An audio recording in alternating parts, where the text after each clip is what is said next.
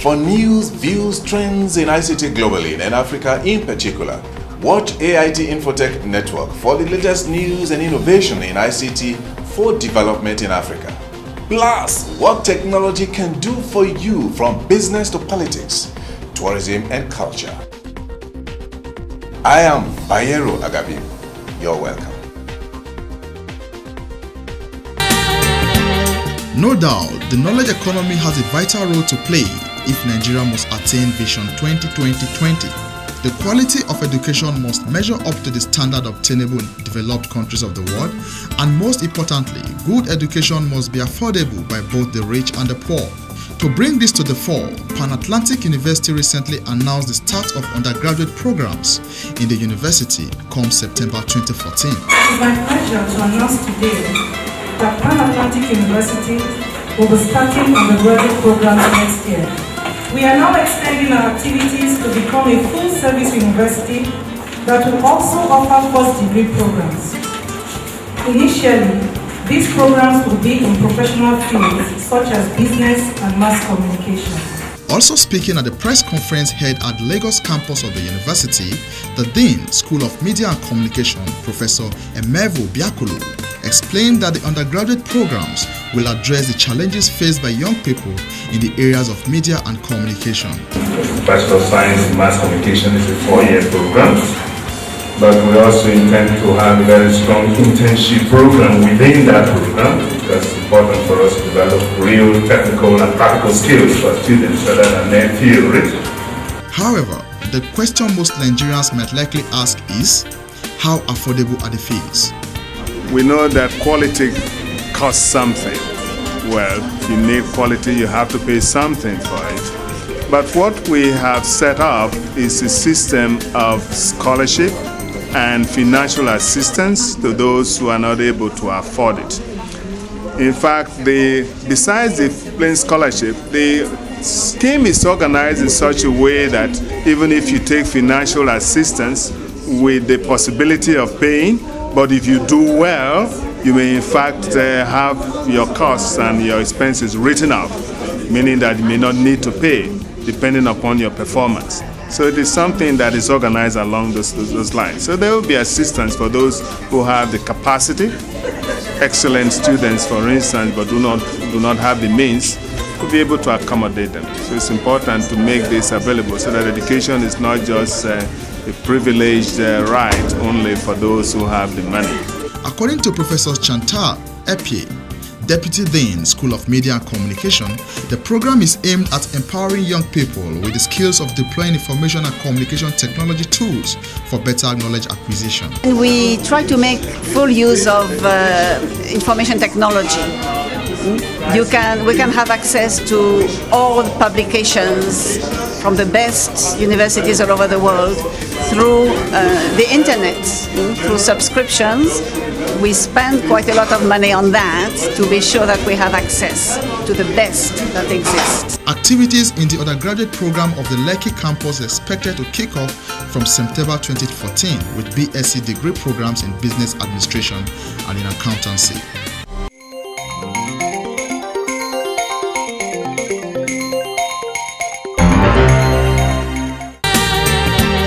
With hundreds of millions of Africans owning mobile phones, citizens are becoming increasingly well connected.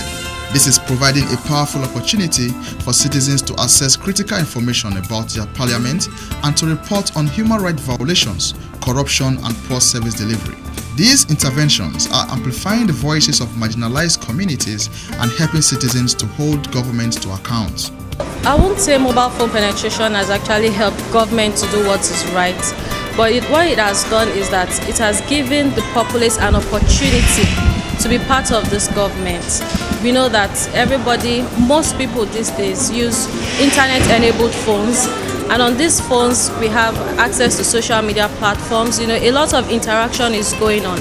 We even have public office holders with accounts, with Twitter accounts. And so there is a lot of interaction going on. People are bearing out their grievances. We can all recall what happened during Occupy Nigeria.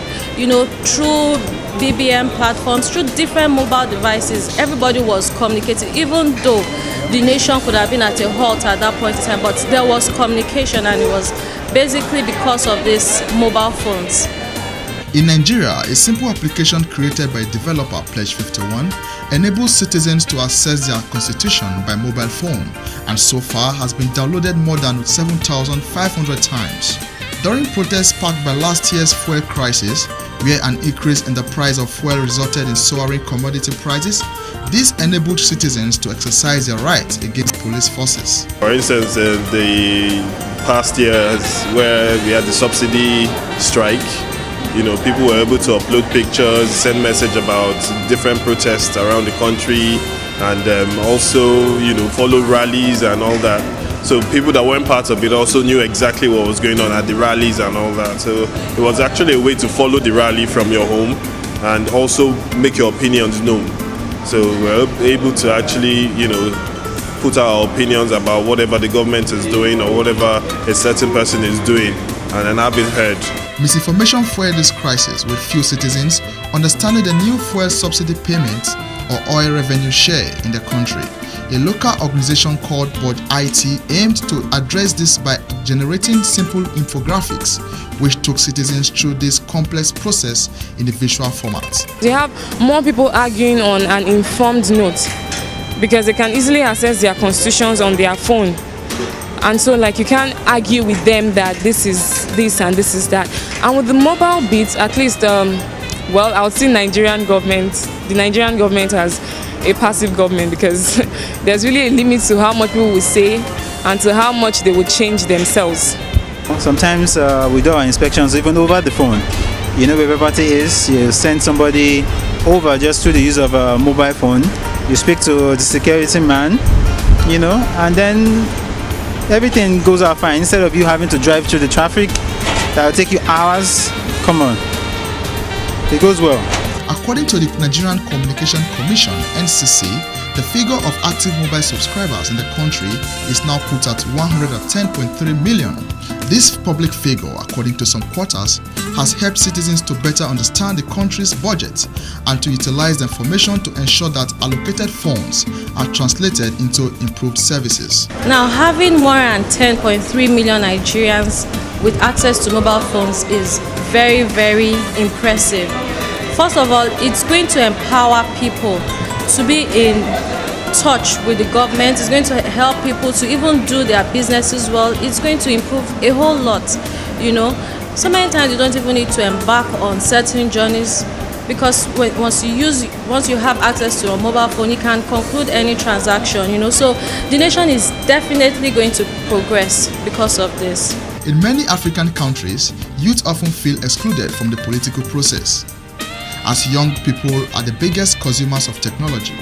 But just like it is done across the world, platforms should be developed locally in Nigeria and Africa at large to enable citizens to use SMS from basic phones to report challenges in service delivery in all facets of human endeavors.